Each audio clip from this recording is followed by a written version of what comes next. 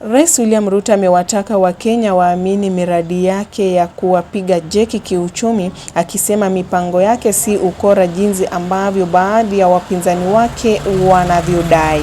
Kiongozi wa nchi amewataka Wakenya wasisikilize propaganda au wanaozungumzia kile ambacho hawakielewi, akisema nia yao ni kuwazuia watu kunufaika kwa miradi ya serikali.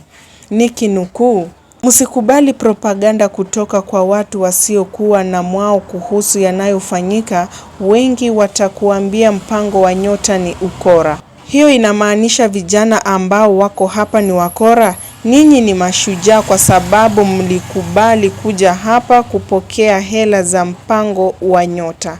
Aidha, Rais aliongea maneno hayo katika uwanja wa Gusii alipoongoza hafla ya kusambaza pesa kwa vijana chini ya mpango huo. Vijana waliolengwa walitoka kaunti za Kisii, Nyamira na Migori. Msiwaamini wapinzani hao kwa sababu hawana chochote cha kuwapatia. Hawana mpango, hawana ajenda, hawana ruwaza na hawawezi kutuambia chochote.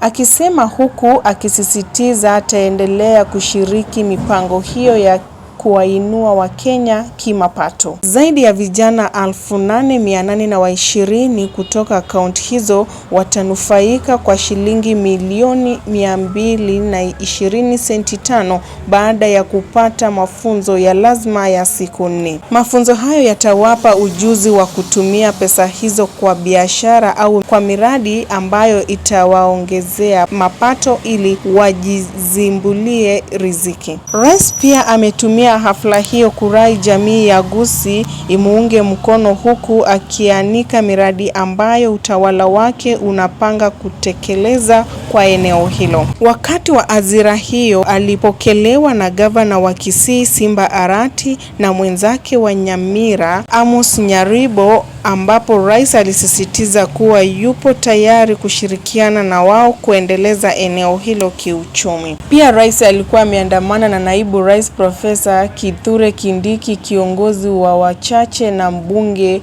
wa Suna Mashariki Janet Mohamed, kiranja wa wengi Silvanus Oros, waziri wa elimu Julius Ogamba, na wabunge na madiwani kutoka kaunti za Kisii na Nyamira. Ni wakati wa hafla hiyo alitangaza kuwa gereza la Kisii litahamishwa kutoka mjini na kujengwa nje ya mji huo. Arati na Nyaribo walisifu mradi wa Nyota wakisema utasaidia vijana kujiajiri na kujisimamia kimapato. Bwana Nyaribo aliwataka waliopewa pesa hizo wazitumie vizuri, akisema kaunti yake haitawatoza hela za leseni za kufanya biashara.